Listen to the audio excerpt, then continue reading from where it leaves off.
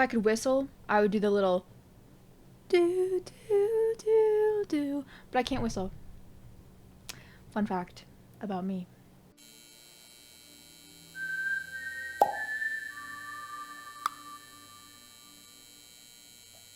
Hey guys, welcome back to my YouTube channel. Today we are doing a breakdown of the most recent trailer for the Ballad of Songbirds and Snakes. In case you don't know, or you haven't heard by now, the Ballad of Songbirds and Snakes is a prequel to the Hunger Games books, and there's a movie coming out in November, and they just dropped their second trailer for it today, so I am going to be going over it scene by scene, sort of breaking down the trailer and talking about what we see. When the first trailer for this movie dropped, I actually hadn't read the book yet. I owned it, and I had been meaning to pick it up for a really long time, and I had just been putting it off, and then the trailer dropped, and I watched it, and my best friend Jenna was like, Cameron, come on, you need to pick up the book. And so then I finally picked it up, and I read it, and I love it. It's great. It's fantastic. Which, speaking of my friend Jenna, she helped me out with a lot of this trailer breakdown, because she knows this book very, very well. I will link her YouTube channel in the description down below, and you guys can go and check her out because she has a couple videos talking about the Ballad of Songbirds and Snakes. She has a trailer reaction, all that fun stuff. So make sure you go check out Jenna's channel. This video is going to contain spoilers for the book, like straight up. So if you haven't read the book and you really don't want to be spoiled for the movie, this video probably isn't for you. But if you haven't read the book and you don't really care about learning plot points in the movie, you can keep watching. But yeah, there will be like plot points that I'm going to talk about, character deaths I'm going to talk about, so just a warning there. But without further ado, let's get into this trailer and let's start breaking it down scene by scene. So we start out with this opening shot. This is what the arena is for this Hunger Games. Obviously, this is the 10th Hunger Games versus the 74th, 75th Hunger Games in the Hunger Games and Catching Fire. So times are a bit different. This is very recent after the war that Panem sort of went through. So like the arena is not as, I guess, technologically advanced, you would say, as they are in the original Hunger Games movies. But you can see this is when the tributes and their mentors are brought to the arena to just sort of see it. We get a couple more shots of inside the arena. We see Lucy Gray in the games. Lucy Gray, of course, being played by Rachel Zegler. If you guys have been following me for a while, you know that I really love Rachel Zegler, and I personally will defend her until I die. So I'm not sure where Snow is, but I do know that he's looking at like the container that's full of snakes that are about to be brought into the arena, and this is after he drops like the handkerchief that Lucy gives him, so the snakes know her scent so that they don't attack her in the arena. Then we see a couple of flashback scenes, because in the book we get some info on Snow's background, him and his cousin Tigress, and this is them sort of during the recovery period of the war. The Snows used to be super rich, now they're not rich, and we see this scene of them as kids, and this is actually a scene that contains cannibalism. They see a guy like chop off someone's leg and eat it, because that's how desperate people were during and after the war. And so the streets are saying that the movie might open with this scene, and I think that that'll be pretty intense if they just open the movie straight up with a cannibal scene. If they did, I'd respect it. So again, we've got Lucy in the games, in the arena. Here we see the tributes fighting each other. I can't really tell what part of the games this is at. This might be when some of the tributes gang up on Lamina, when she's like chilling up high in the arena, or this is more towards the end when a bunch of other tributes have like ganged up on somebody else. Hard to say. All I know is clearly whoever this person is in the middle just bit the bullet. So this, I believe, is Reaper, who is the boy tribute from District 11, and at a certain point in the games, he rips off a Panem flag on the wall, and he like takes it and drags it to cover up a bunch of the dead bodies that he's sort of lined up, and that's going to be a very emotional scene in the movie. Here we have Dr. Gaul talking to Snow while they're in class. They kind of have this group assignment at the beginning part of the book where Dr. Gaul kind of wants them to figure out like what the Hunger Games are for, and she wants them to come up with ideas to sort of benefit the games. And this is where we see Snow actually come up with the idea to be able to send like presents to the tributes, which is something we see a lot of in the original Hunger Games movies. I think he also pitches the idea of like betting on certain tributes to get people more involved with the games. So this kind of in a way kickstarts his control of the games that we see when he's older. In the background is a character named Clemencia. She comes into play a little bit in the movie. She has quite a bit of an important scene with Snow at some point. This shot is a fast forward into the movie. This is around part 3 of the book, well after the games. This, I assume, is the Covey, which is Lucy Gray's sort of family traveling circus type situation. The Covey and Snow and Sejanus all go to the lake together, which we've seen shots of before. This is obviously a shot of the reaping in District 12 when Lucy Gray gets reaped. She's walking up there. During this, she actually does some pretty crazy stuff. She shoves a snake down the front of the mayor's daughter's dress. Once she gets up on stage, she kind of just starts singing randomly, which I'm kind of nervous to see because I have a thing where it's kind of like an ick that I get when people just start singing randomly and there's no reason for them to be singing. So it'll be interesting to watch. You'll also notice that in the background you can hear Rachel Zegler singing The Hanging Tree, which in this book we get the origin of the song The Hanging Tree. Obviously we see Katniss sing it in Mockingjay Part 1, but actually that song was created by Lucy Gray. And here we hear her singing it, and here we also see the literal hanging tree, which is what inspires her to write that song. This again is Lucy Gray on Reaping Day when she gets up on that stage. This is probably after the mayor slaps her because she stuck a snake down the front of his daughter's dress. Rachel's lip quiver right here eats. She's going to be so fantastic in this movie, and I'm so excited to see her in it. We have a bit of an overview shot of the Capitol, and you can see there's a bunch of cranes everywhere. Obviously, the Capitol is still building up to be the Capitol that we see 60 years down the line in the original Hunger Games movies. It's the war just ended. They're still building the Capitol, and it's very fascinating to see the Capitol in this state and not see it as the sort of impenetrable force that we know it to be in the original movies. Here we have Snow in class again. This is the train station that Snow waits for Lucy Gray at. After he meets her at the train station, he goes with her and the other tributes in the little transport car that they have for them. He really does not know what he's getting himself into at this point, but this is a shot of all the tributes kind of looking at him what are you doing here? And then this is Lucy looking at Snow, presumably. This is Dean Casca Highbottom. He's the dean of the school, which is actually Heavensby Academy. If you know the Hunger Games, you definitely recognize the last name Heavensby. That's one thing about this book. There's really not many characters that are in the original Hunger Games movies besides Snow and Tigress, but there are a lot of characters with last names that you recognize. For example, Heavensby Academy. This seems to be all of the Academy students standing here watching the reaping happening. You can see, I think this is District 1's tributes on screen. The boy, Facet, and the girl, Velverine. Again, here we have Snow, and Clemencia is right next to him. All of this on the day of the reaping. This shot, we see our tributes and Snow being dumped into the monkey cage of the zoo. Because at this point in time, that's where the tributes were kept. In the original Hunger Games movies,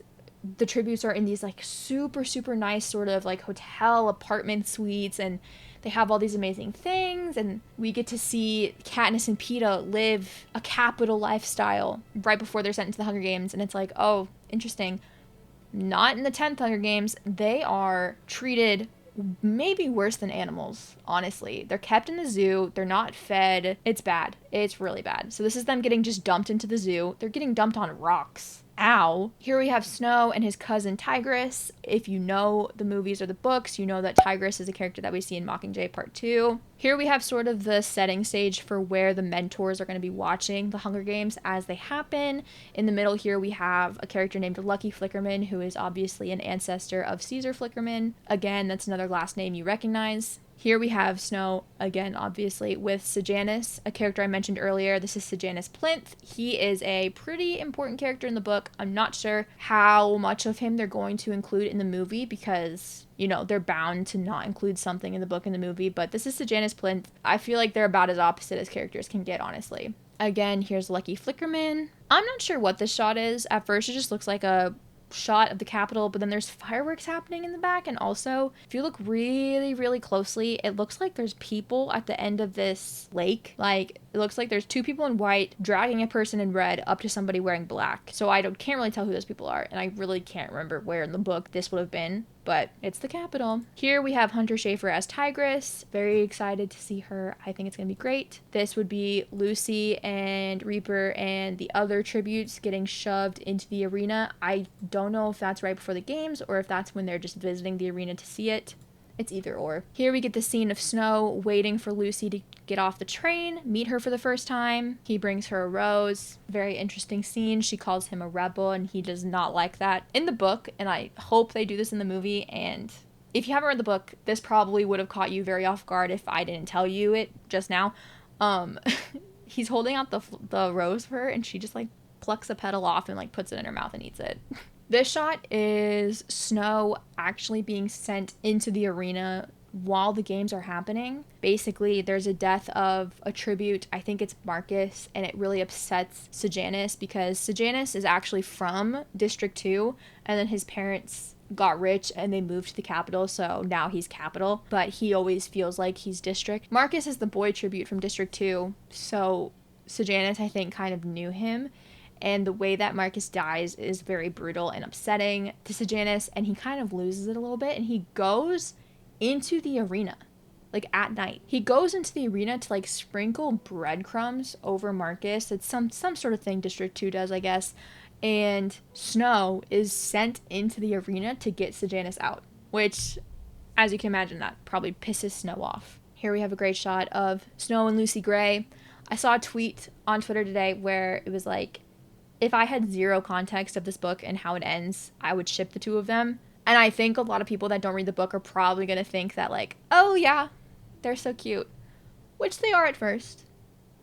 So this looks like Snow is comforting Lucy. If I had to guess, they're probably in the zoo, and that's why it looks like there's bars between them. Here we have Snow and Dr. Gaul talking, which they talk a lot in these books. Gaul kind of has an obsession with Snow, whereas Dean Highbottom kind of just hates Snow, so it's a bit of a contrasting thing. But I do believe, if I had to guess, this is Dr. Gaul telling Snow that he has to be the one to go into the arena to get Sejanus out of there. This is a flash forward to the third part of the book, where actually Snow is sort of banished, in a way, for lack of a better term. He's banished from the capital. He's sent to District 12 to be a peacekeeper because he kind of cheated to help Lucy Gray win the games. Like I mentioned earlier, he drops a handkerchief into those snakes so that they know her smell and they don't kill her. And he's caught, obviously. So he gets sentenced to being a peacekeeper, and he is sent to District 12, and he hates his life pretty much. Again, just another shot of District 12. Here we see another shot of the hanging tree. This is actually Snow and Sejanus's first time being peacekeepers, like out in the public. They're made to stand in front of the hanging tree and make sure like no one acts up while these two people behind them are hung. This, I believe, is a character named Lil. She was either dating or married to the man that was just hung. It's like a thing in the books where he's saying to her, "Run, Lil, run," and then once he dies, the mockingjays that are flying around the bird sort of echo his last words, and it's very, very haunting. Here we see Snow holding Sejanus back. This is kind of what their relationship is. Sejanus is always just acting up. He just doesn't get that like there's things that you kind of can't do or else you'll die. Here's a shot of Lucy Gray in the crowd of the hanging tree, but it's not the hanging that we just saw. It's a different hanging for a different character. And I don't know if I want to tell it in case someone who hasn't read the book is watching this. But here we see the mockingjays flying around the hanging tree, a very haunting image for sure. Dr. Gaul talking to Snow again, and then we cut to the scene of Snow and Lucy Gray at the lake with the covey before, their relationship goes to shit. More shots of District 12, and more shots of Lucy in the monkey cage of the zoo. More flashbacks of young Snow and Tigress during those war scenes. Here's the man cutting off a dead man's leg to eat it. I gotta tell you, if you witness cannibalism at a young age, that probably does leave an impression on you, so I'll give them that much. Here we see some shots of Lucy Gray in the arena, like right when the games are about to start. We see shots of the tributes fighting, and I think that this is a like dramatized version of what's in the books, because in the books, the gong goes off, the game starts, and like a few people go to grab weapons, but most people disappear into these tunnels that we see later in this trailer, and they're normally like hiding for most of the games. And obviously this is a movie, people are going to see a Hunger Games movie, they're gonna want to see the games, so I think that they're definitely going to dramatize and up the action in the games compared to what they are in the book. This is a shot of Snow walking in what I believe to be Dr. Gaul's lab. This is a big pot of snakes. These snakes show up a lot in this book. Obviously, the title of the book, The Ballad of Songbirds and Snakes. These are Dr. Gaul's little special snakes. They have this weird thing where if they know your smell, they won't bite you, but if they don't know your smell, you're gonna get bit. And they're poisonous, I'm pretty sure. Or there's some sort of, I don't know if they're like lethal poisonous, but they'll definitely fuck you up. So you don't want to get bit by them. And she uses them on Snow and Clemencia at one point. And then later she uses them in the games, and that's how Snow knew to drop that handkerchief in the pile of them so that they would know Lucy Gray's scent. Here we just see more of Snow being a peacekeeper in 12. Another shot of Reaper with the Panem flag covering up the deceased tributes. We've got a bunch of Academy students watching the games, I think. Here's Sejanus getting mad, telling everyone that they're monsters. That's after he sees what they did to Marcus. This is a very graphic book. Like, there's cannibalism. One of the tributes slits a mentor's throat, and then that tribute is killed and like dragged through the streets in a parade. People that go into this movie without reading the book or without knowing anything are going to be like genuinely gobsmacked at how intense and different this book is from the original movies. Here we have Lucy Gray in those tunnels that I mentioned earlier. In the book, the games are told from Snow's perspective, obviously. The whole book is from Snow's perspective, so when he sees Lucy Gray disappear into these tunnels, he just sees her disappear. He doesn't know what goes on in the tunnels. He just knows when she goes in and when she comes out. But I have a feeling that because it's a movie, we're gonna see things happen in the tunnels that we didn't see happen in the books. Because it's not just from Snow's perspective. It can change to Lucy's perspective. It can change to Sejanus' perspective. It can change to whoever's perspective it wants to change to. Here we have Dean Highbottom and Snow talking. I can't tell if this is either right after Snow has his whole situation where he's dumped into the zoo with the tributes and it's caught on camera and he gets in trouble for it, or this is after the games when he gets caught for cheating to help Lucy Gray win and the dean is getting mad at him. It's one of those two things. Again, Lucy in the games, she looks fantastic. Here we are in the arena, obviously, but this is actually when the tributes and the mentors are brought into the arena just to see what it's like. There are some old bombs that were undetected in the arena from the war or something like that, or from rebels or something. There's old bombs that get set off and the arena just like crumbles around them. The rubble, I think, lands on Snow's leg and he's almost injured, but Lucy helps him, and that's why he starts to trust her. More of Snow and Dean Highbottom talking to each other. They hate each other's guts. Here we have Snow in where like the Peacekeepers sleep. I do believe this is after a certain character death that happens, and he's looking through this person's old stuff, and that's why he's getting so emotional. I'm holding back from saying what character it is that dies just because if you haven't read the book but you're still watching this video because you're like, oh, like I don't really care that much about the spoilers or whatnot, I still want you to have this one thing. So I'm not going to tell you who exactly it is that dies. You'll just have to find out. Viola Davis is Dr. Gaul. She's going to be great. She's going to be really creepy. Here we have Lucy Gray and the Covey. This is them post-games. So, spoiler alert, Lucy Gray wins the Hunger Games. This is them performing at a place called The Hob, which is sort of like a little dingy bar, I guess, that her and her family perform at all the time. I'm very excited for this because Lucy Gray sings a lot in this book, but I love Rachel Zegler and I think that she's a fantastic singer. It was reported that she sings like live on set, so it's not like re-recorded after the fact. It's like straight up just her singing.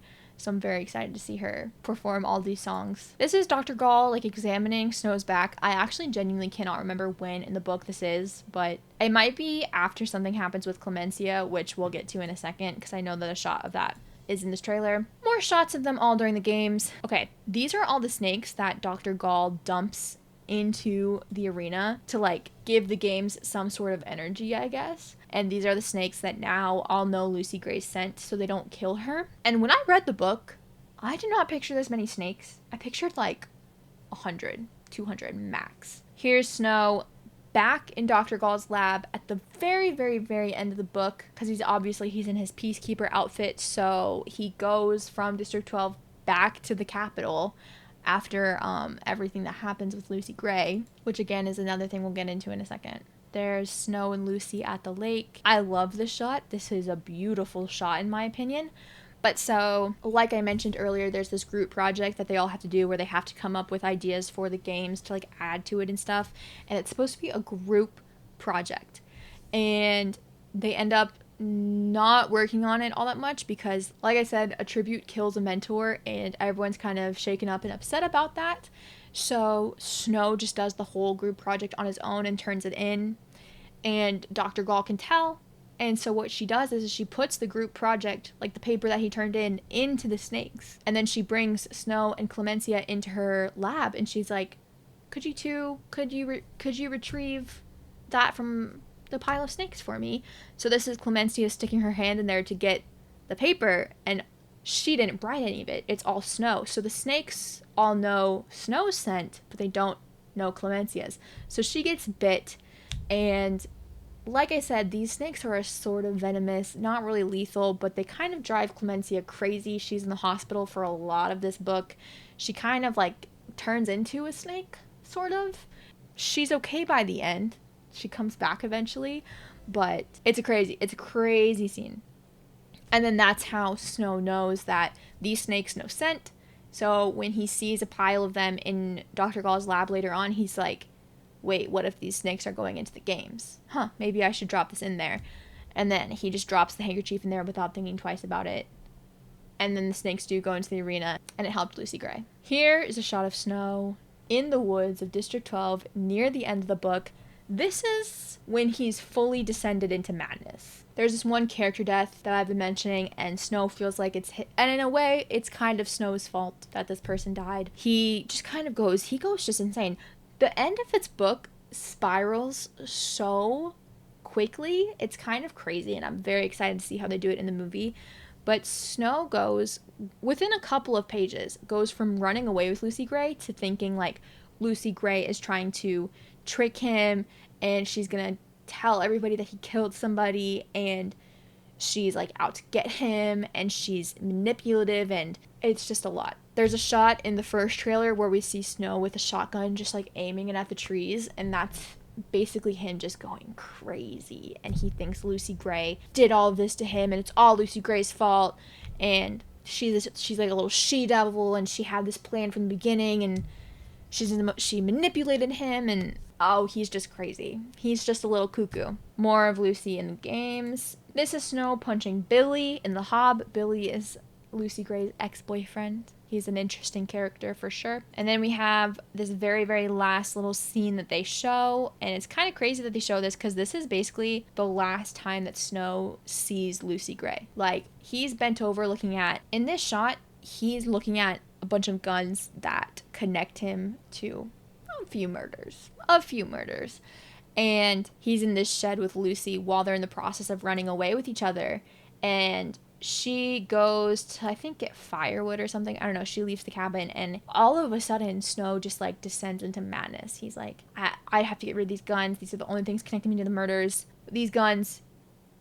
And Lucy Gray. Lucy Gray knows who I murdered. Lucy Gray could tell people. Lucy Gray is going to tell people she's gone. He goes out there to find her, and he can't find her. Like, Lucy Gray just disappears. This is the last time Snow sees Lucy Gray. This is the last time we see Lucy Gray. We don't know what happened to her.